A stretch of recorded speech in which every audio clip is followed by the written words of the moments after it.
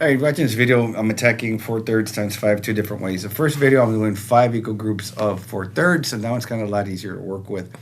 The other way to work this out is thinking of it the way we see it, 4/3 of 5. So 4/3 of 5, which gets kind of tricky because 4/3 of 5 it's going to be an answer larger than 5. Why is that? Well, what would be 3/3 of 5? Would that be 1? Because 3 over 3 is 1. I'm sorry, not 1. It's 5, Chicken Genius. But I think I got ahead of myself there. This is 1, right? So 1 times 5 is 5. So I know that wherever I put the 5, I know that's 3/3. And so really what I'm doing here is I'm grabbing 5 and I'm cutting into thirds. So what goes here? All right, so 5 into thirds, right? This will be 2/3. That'll be 1/3. And this will be 0/3. So how much is all of that? And so in 7th grade, I think they can kind of figure out that this would be something that's going to give me 5 at the end here, right? So let's see here, into 3 equal parts. So this would be like maybe 5/3.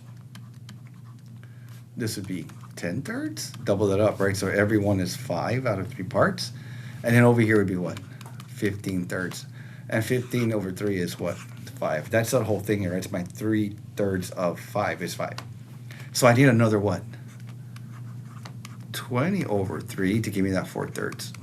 And that's just another way to think about what we're doing here to get to that answer. And that's why we multiply across. If that lost you, it's okay. This is more of a proportional kind of thing or relationship kind of thing, that linear relationship that we're working with right there. That's one way to attack it. Again, not every kid can multiply across. Another thing we can do is just literally build our manipulatives. And I'm going to go and do that right here. And so I'm going to kind of show you what I mean by that. This value is 5, right? And what I'm going to do is I'm going to cut it into thirds. And I want you to see it this way. And I'm going back to 5th grade math. One of the things, for example, we teach, for example, would be like 2/3 of 5. And they'll do this in a test. They need to circle out this part, right? So 2/3 of 5, this whole thing is by column. 1, 2, 3.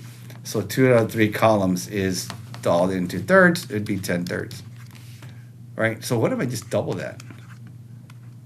What do you think my answer is going to be? Well, another what? 10/3.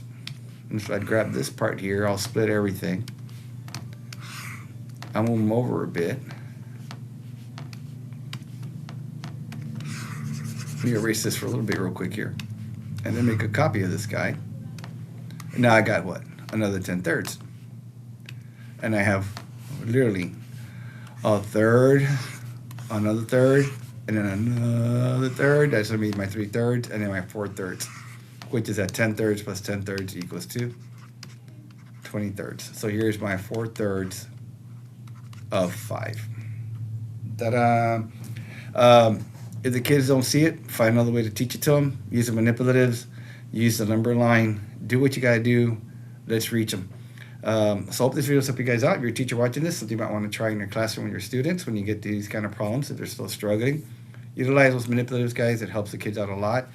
Utilize that number line. See what I did here. See if you can transpose that to the kids. And then when you have that conversation with them, that becomes a negative. Your answer would just be the opposite of that at the end of it, right? So, but the idea is to understand conceptually what we're doing and how we're breaking things apart. So hopefully these videos help you guys out.